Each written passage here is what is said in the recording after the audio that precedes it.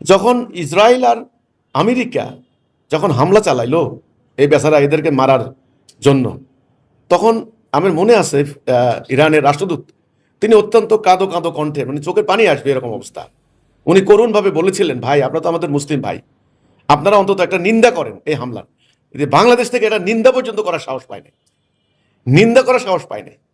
তাইলে আপনারা এখন ওই উনি মারা গেছেন, ওনা জানাজা যাচ্ছেন, যান, অসুবিধা নাই, এটা আমি যাওয়ার ক্ষেত্রে না করি না। এটা যখন জেহাদে ডাক দিল তখন তো জেহাদে গেলেন না। যে আয়াতুল্লাহ খামেনির জানাজায় অংশগ্রহণ করার জন্য বাংলাদেশ থেকে প্রতিনিধি দল গেছে।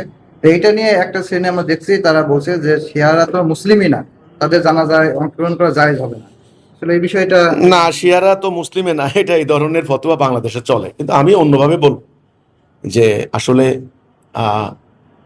ইরানের এখন আলী খমেনির জানাজায় ওনারা গেলেন, এটা আমার কাছে আমি খুব ভালোভাবে নিতে পারতেছি না। এই অর্থে জানাজা যান, অসুবিধা নেই, জানাজা যান, সংগতি প্রকাশ করে।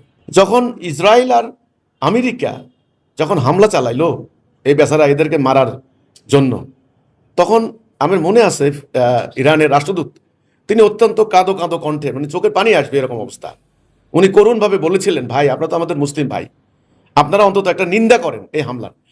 বাংলাদেশ থেকে এটা নিন্দা পর্যন্ত করার সাহস পায় নাই, নিন্দা করার সাহস পায় নাই।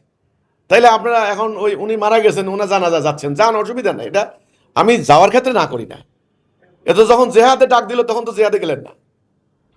এই জন্য আমি, ভাই এগুলি রাজনৈতিক ব্যাপার, কূটনৈতিক ব্যাপার। বাংলাদেশের সাথে ইরানের অনেক রাজনৈতিক অর্থনৈতিক সম্পর্ক আছে, ব্যবসা বাণিজ্য আছে, রিলেশন আছে।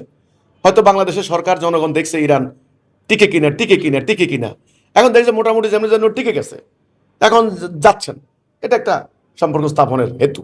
কিন্তু আসল জায়গাটা তো আমরা ব্যর্থ হইলাম, সেটা হলো শিয়া সুন্নি মতভেদ ভুলে, এই ফেরকাবাজি ফতুয়াবাদীর মতভেদ ভুলে, এক আল্লাহ বিশ্বাসী, এক নবী বিশ্বাসী, এক কাবায় বিশ্বাসী, এরা যদি আমরা ঐক্যবদ্ধ হইতে পারতাম, তাহলে আইস ভাই আলী খমেনির এ দশা হইতো না ভাই। তাই আমার কথা কিন্তু এই জায়গাটায়, যে ওনারা জানা যায় যাবেন, ভালো কথা। আর যারা বলছেন শিয়া মুসলিমে না, ওদের জানা যাচ্ছে, এই ধরনের মানে বিতর্কে আমি জড়াইতে রাজি নেই।